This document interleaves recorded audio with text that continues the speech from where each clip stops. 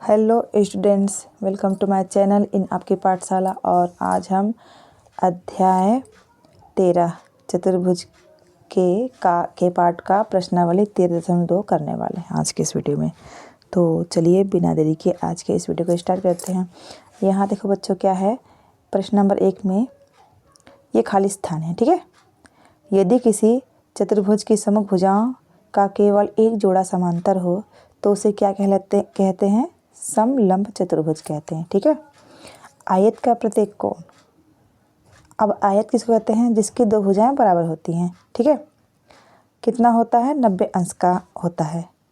फिर तीसरा क्या है? समचतुर्भुज में सममुख भुजाएं परस्पर समांतर होती हैं एवं चारों भुजाएं आपस में बराबर होती हैं, ठीक है।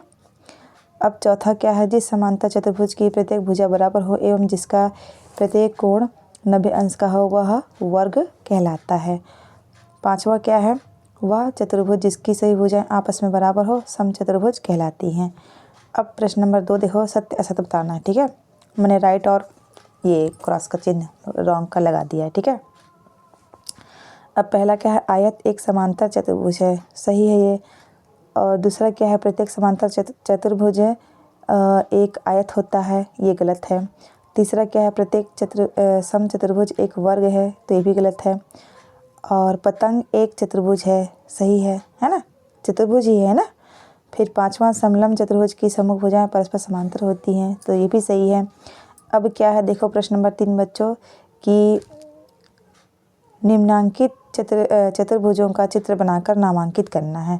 तो समलंब चतुर्भुज बनाना है, आयत का बनाना है, और यहाँ तीसरा वर्ग में और समांतर चतुर्भुज का 5वें नंबर में, ठीक है।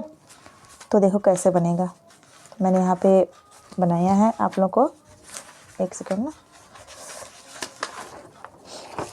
ये देखिए यहाँ पे देखिए क्या है,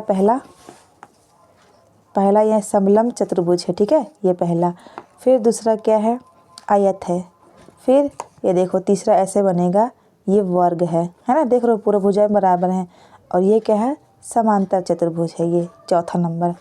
तो देखो ये समलंब चतुर्भुज में हम नाम दे दिए इसको, पहला है क्या है? ABCD। अब उसी तरह से इसको आप दूसरा नाम भी दे सकते हो आयत को, मैंने EFGHI दे दिया। फिर यहाँ पे वर्ग में JKLM दे दिया। फिर यहाँ पे समांतर चतुर्भुज में क्या है? NOPQ दे दिया, ठीक है। तो इस तरह से ये पूरा होगा, ठीक है। ये पूरा चित्र हम ऐसे बना लिए, ठीक है ना। आप लोग भी बना लीजिएगा और नाम दे दीजिएगा। अब देखो क्या है, हमने क्या क्या सीखा इससे भी हम जान लेते हैं। तो देखो पहला क्या है? 4 भुजाओं से घिरी बंद आकृति जिसके अंदर के भाग में 4 कोण होते हैं क्या कहलाती है? चतुर्भुज। दूसरा क्या है? किसी चतुर्भुज में 4 शीर्ष, 4 भुजाएं तथा 4 कोण होते हैं, है ना। ये जान लीजिए आप लोग। तीसरा क्या है? चतुर्भुज के सम्मुख शीर्षों को मिलाने वाले रेखाखंड विकर्ण कहलाते हैं, है ना। चतुर्भुज में 2 विकर्ण होते हैं।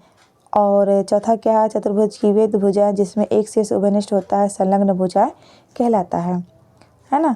पांचवा क्या है? चतुर्भुज में वे 2 भुजाएं जिनमें कोई भी शीर्ष उभयनिष्ठ नहीं होता सममुख भुजाएं कहलाती हैं। छठा क्या है? चतुर्भुज ABCD के अंतःभाग चतुर्भुज की परिसीमा स्वयं चतुर्भुज के साथ मिलकर चतुर्भुजीय क्षेत्र ABCD बनाता है। 7वां नंबर क्या है? हम क्या जाने? चतुर्भुज के चारों अंतःकोणों का योग कितना होता है? 360 अंश होता है।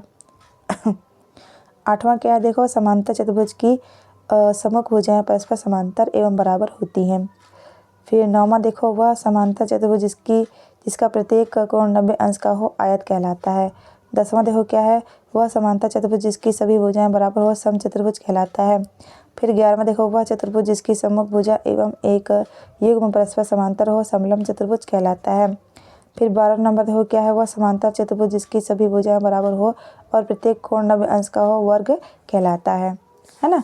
और इसी के साथ आज का ये अध्याय पार्ट 13 पूरा हुआ, ठीक है। और ये वीडियो कैसा लगा बच्चों आप लोग ज़रूर बताइएगा, और अच्छा लगा होगा तो इस वीडियो को एक लाइक करिएगा और इस वीडियो को अपने दोस्तों से शेयर करिएगा और मेरे चैनल को सब्सक्राइब करिएगा, ठीक। मिलते हैं नेक्स्ट वीडियो में, तब तक के लिए bye bye and take care. जय हिंद, जय भारत, जय छत्तीसगढ़।